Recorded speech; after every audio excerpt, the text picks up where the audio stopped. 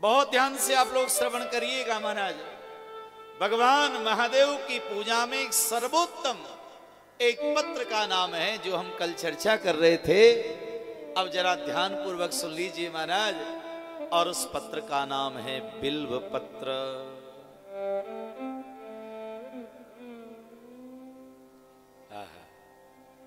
धन्य है महाराज। बिल्व पत्र की महिमा शिव पुराण में बड़े विस्तार से वर्णन की गई है।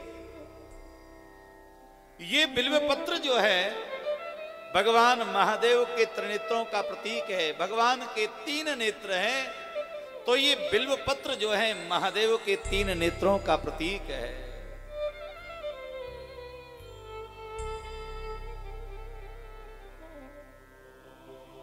ये वृक्ष जो है भगवान महादेव ने स्वयं इसको प्रकट किया है। प्रकृति के लिए बहुत बड़ा वरदान है, एक आरोग्य औषधि है ये बिल्व का वृक्ष।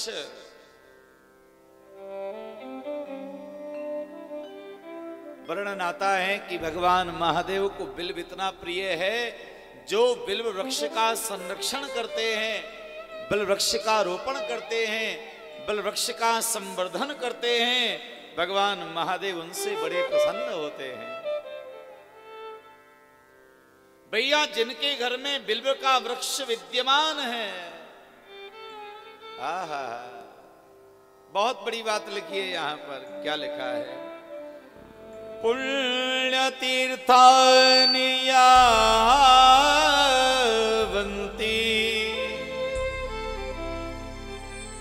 लोकेषु प्रथतान्यपि तानि सर्वाणि तीर्थानि बिल्वमूले वसन्ति। भैया जहां बिल्व का वृक्ष विराजमान है, तानी सर्वाणि तीर्थानि, वहां पर सारे तीर्थ आकर के विराजमान हो गए। बिल्व मूले वसंती ही। तीर्थ कितने हैं हमारा? तीर्थों की संख्या कितनी है? स्कंद पुराण में वर्णन आता है 3,10,00,000 तीर्थ हैं पूरी महाराज ब्रह्मांड में, पूरे इस भूमंडल में 3,10,00,000 तीर्थ हैं। और ये कहां विराजमान रहते हैं भैया? एक साथ दिन का दर्शन करना हो, एक साथ इनका पूजन करना हो, तो तानी सर्वाणि तीर्थानि बिल्व मूले वसन्ति। बिल्व का जो मूल है वहां पर सारे तीर्थ विराजमान रहते हैं।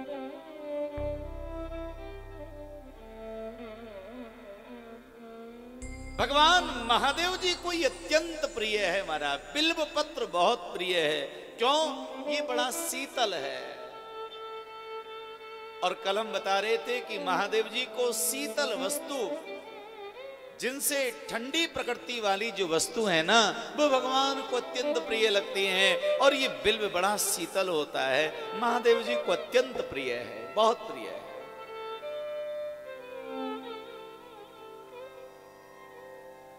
आदरणीय प्यारे भक्तजनों, बिल्व पत्र की महिमा कितनी हम आपको बताएं महाराज। एक बिल्व पत्र यदि आपने भगवान महादेव को अर्पण किया तो इसकी महिमा क्या है? अखंडर बिल्व पत्र पूजये शिव शंकरम कोटिकन्या महादानम बिल्व पत्रम शिवार्पणम। जो बिल्व पत्र भगवान महादेव को अर्पण करता है, वर्णन आता है कोटि कन्या महादानम। कन्यादान सबसे बड़ा दान है, लेकिन वर्णन आता है एक बिल्व अर्पण करने से करोड़ कन्यादान का जो फल है, वो एक बिल्व पत्र भगवान महादेव को अर्पण करने से वो पुण्य प्राप्त हो जाता है। एक बार भाव से बोलिए हर हर महादेव। जरा जोर से बोलिए हर हर महादेव। और भैया त्रिदलम त्रिदलाकारम त्रिनितम त्रिदायुधम त्रिजन्म पाप संहारम बिल्व पत्रम शिवार्पणम। क्योंकि बिल्वपत्र त्रिदेवों का प्रतीक है, ब्रह्मा विष्णु महेश का प्रतीक है। ये तीन प्रकार के महाराज गुणों का प्रतीक है, सत रज तम। तो ये तीन प्रकार की प्रकृति का वर्णन है, तीन काल भूत भविष्य वर्तमान का प्रतीक है, तीन कर्म है संक्षिप्त प्रारब्ध और क्रियमाण का प्रतीक है भैया। तीन अवस्थाएं जागृत स्वप्न और सुसुप्ति, उसका ये प्रतीक है बिल्वपत्र।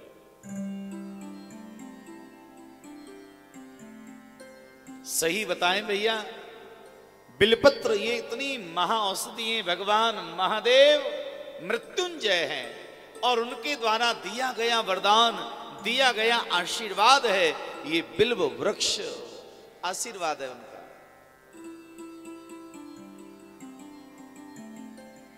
भैया बिल्व पत्र जब भगवान महादेव को अर्पण हो जाता है, उसके पश्चात महाराज वो महा औषधि बन जाता है, लेकिन हम उसका उपयोग ही नहीं जानते।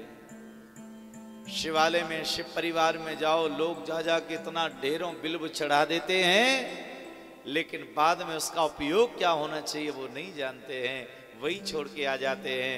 भैया शिवजी के मंदिर में चढ़ा हुआ, शिवलिंग पर अर्पण किया हुआ बिल्व जो है, बिल्व पत्र इतना प्रभावशाली रहता है, इतना प्रभावशाली रहता है, पूछो मत महाराज, बड़ा प्रभावशाली रहता है।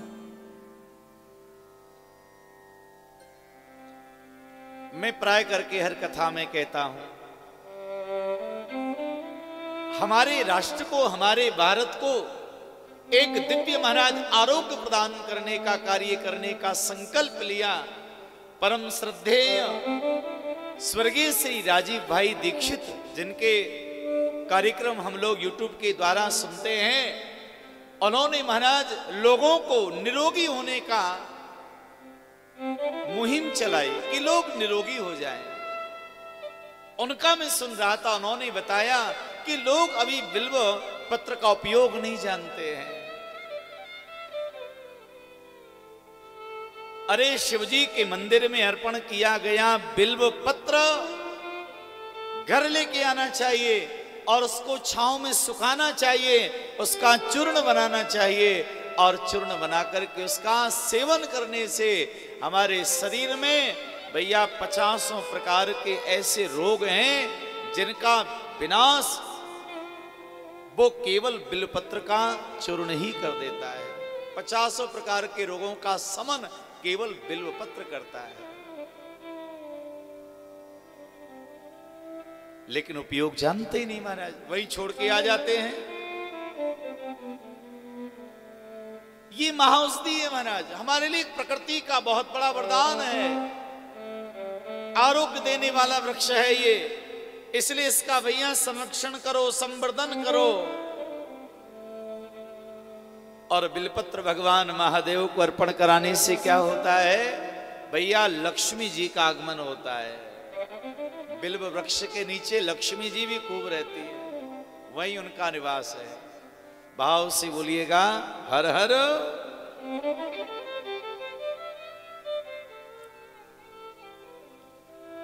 आप वृंदावन में गए हो, वृंदावन में जमुना जी के पार एक वन है जिस वन का ही नाम बेल वन है।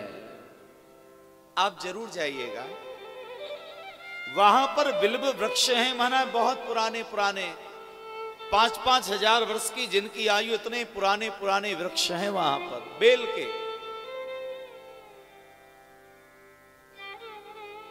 वहां पर लक्ष्मी जी का मंदिर है और ये संसार का, पूरे विश्व का पहला मंदिर है जहां पर माता लक्ष्मी अकेली विराजमान है। वहां पर नारायण नहीं है, वहां कन्हैया नहीं है, अकेली बैठी है वहां पर उस बेल के वन में। कब से? कहा कि जब श्री कृष्ण लीला करने के लिए ब्रज में आए, वृंदावन में आए, तो भगवान यहां पर बड़ी लीला कर रहे थे। लक्ष्मी जी को लगा प्रभु लीला कर रहे हैं, अब मुझे लीला दर्शन के लिए जाना चाहिए। तो लक्ष्मी जी जैसे वृंदावन आने लगे, भगवान को पता चल गया। भगवान तुरंत लक्ष्मी जी से मिलने के लिए जमुना जी के पार पहुंच गए। और कहा लक्ष्मी जी तुम यहां पर क्यों आई? अरे प्रभु आपका दर्शन करने के लिए, हम भी तो देखे कैसी लीला कर रहे हो। भगवान ने मन ही मन विचार किया, लक्ष्मी जी को वृंदावन लेकर के जाऊंगा और मैं तो ब्रज में निवास करके ब्रजवासियों के साथ में बस भोजन कर रहा हूं, माने ब्रजवासी खुद खा रहे और अपना झूठा हमको खिला रहे, और लक्ष्मी जी ये देखेंगे तो इनको बड़ा बुरा लगेगा। तो भगवान कहने लगे, देखो लक्ष्मी जी आप यहीं रहो, आप ब्रज में मत चलो, वृंदावन मत चलो हमारी लीला देखने के लिए। लक्ष्मी जी ने कहा क्यों? प्रभु आपके दर्शन के बिना मैं तो रह नहीं सकती। भगवान कहने लगे तुम चिंता ना करो, तुमसे मिलने के लिए यहीं आ जाए करेंगे हम। तो कहां रहना है? तो बेल का जो वन है उसी वन में माता लक्ष्मी जी निवास करने लगी है। तो लक्ष्मी जी का निवास जो है उस बेल वन में है, इसलिए भैया बेल वृक्ष की बहुत बड़ी महिमा यहां पर शिव पुराण में बताई है।